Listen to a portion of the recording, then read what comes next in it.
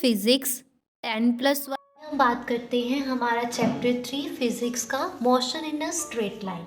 तो motion in a straight line chapter में total जो है 7 मेन टॉपिक्स हैं। सबसे पहला टॉपिक है इंट्रोडक्शन। तो इंट्रोडक्शन में हम बात करेंगे रेक्टिलिनियर मोशन की। तो रेक्टिलिनियर मोशन क्या है? मोशन क्या है? जब कोई ऑब्जेक्ट जो है अपनी पोजीशन चेंज करता है विद द टाइम, उसको बोलते हैं मोशन। तो रेक्टिलिनियर मोशन क्या है?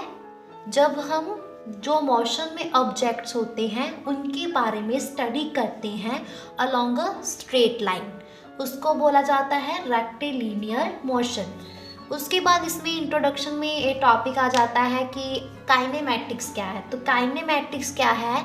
जब हम स्टडी करते हैं वेज की, कि हम कौन से वेज से जो है डिस्क्राइब कर सकते हैं मोशन को, बिना किसी की मोशन कैसे पैदा हुई है, मोशन का कारण क्या है, उसको जाने बिना जब हम मोशन के वेज को डिस्क्राइब करते हैं उसको ही बोला जाता है काइनेमैटिक्स। उसके बाद सेकंड आता है हमारा topic position. Position, path, length and displacement. तो पोजीशन क्या है? पोजीशन है हमारे पास कि कोई ऑब्जेक्ट कहाँ पे खड़ा है, किस पॉइंट पे क्या खड़ा है, उसको पोजीशन बोला जाता है। जैसे एक्सिस है हमारे पास एक्स वाई जेड, तो वो कहाँ पे इंटरसेक्ट करती हैं, तीनों एक्सिस जहाँ पे इंटरसेक्ट करती है उसको हम बोलते हैं रेफरेंस पॉइंट, और उसके साथ साथ उसको हम ओरिजिन भी बोलते हैं। तो ये एक फिक्स्ड, क्या बोल सकते हैं, एक्स वाई जेड पे जो एक्सिस थी एक फिक्स्ड पोजीशन पे खड़ी है। क्लियर है? अभी उसके बाद आता है पाथ लेंथ। तो पाथ लेंथ हमें डिस्टेंस जितना भी हम कवर्ड करते हैं उसको ही पाथ लेंथ बोला जाता है। Then displacement. तो डिस्प्लेसमेंट क्या है? डिस्प्लेसमेंट को हम डेल्टा एक्स से डिनोट करते हैं। Change of position with the time हम डिस्प्लेसमेंट को बोलते हैं। जब हम फाइनल पोजीशन में से इनिशियल पोजीशन का डिफरेंस निकालते हैं उसको डिस्प्लेसमेंट बोला जाता है। उसके साथ साथ ही हम डिस्प्लेसमेंट बोल सकते हैं कि सबसे छोटा पाथ, सबसे छोटा शॉर्टकट रास्ता बोल सकते हैं डिस्प्लेसमेंट को। क्लियर है? उसके बाद थर्ड हमारा आता है average velocity and average speed. तो एवरेज वेलोसिटी क्या है? एवरेज वेलोसिटी है कि distance travelled by object over a time, इसको हम बोलते हैं एवरेज वेलोसिटी। और उसके बाद same as a average speed भी हम बोलते हैं कि डिस्टेंस ट्रैवल्ड बाय ऑब्जेक्ट। तो हम बात कर रहे थे हमारा third main topic average velocity and average speed. तो एवरेज वेलोसिटी क्या होती है? सबसे पहले इसके बारे में बात करते हैं।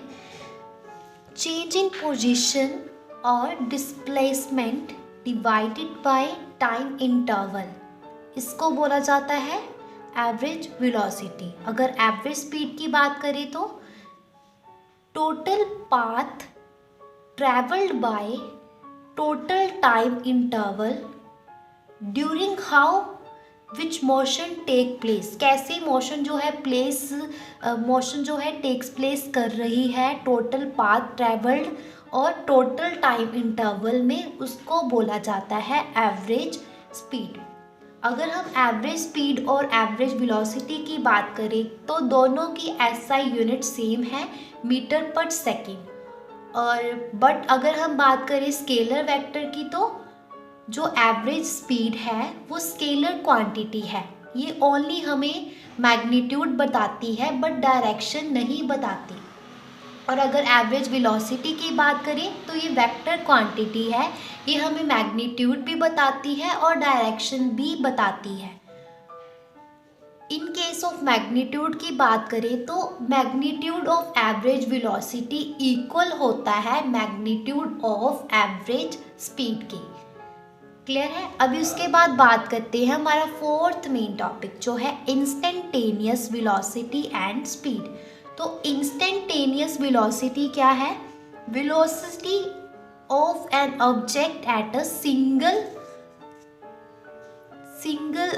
पॉइंट इन अ टाइम, हम बोल सकते हैं इंस्टेंटेनियस वेलोसिटी। और हम इसको ऐसे भी समझ सकते हैं कि rate of change of position for a time interval, position change होती है टाइम इंटरवल के साथ, बट जो टाइम इंटरवल है वो बहुत ज़्यादा स्मॉल होता है, ऐसा बोल सकते हैं लगभग जो है वो ज़ीरो के इक्वल होता है, उसको बोला जाता है इंस्टेंटेनियस वेलोसिटी। अगर इंस्टेंटेनियस स्पीड की बात करें तो वो है short distance covered by short interval of time is called instantaneous speed.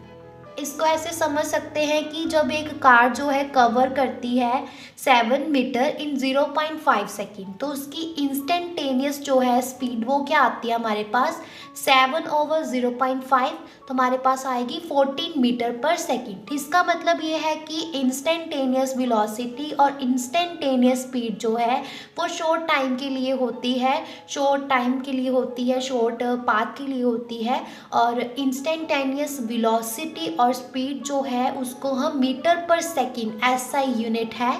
Instantaneous velocity की बात करें तो वो वेक्टर क्वांटिटी है, मैग्नीट्यूड भी बताएगी और डायरेक्शन भी बताएगी, और इंस्टेंटेनियस स्पीड जो है वो किसी भी डायरेक्शन में जाती है, और ये हमें मैग्नीट्यूड तो बताती है बट डायरेक्शन नहीं बताती है।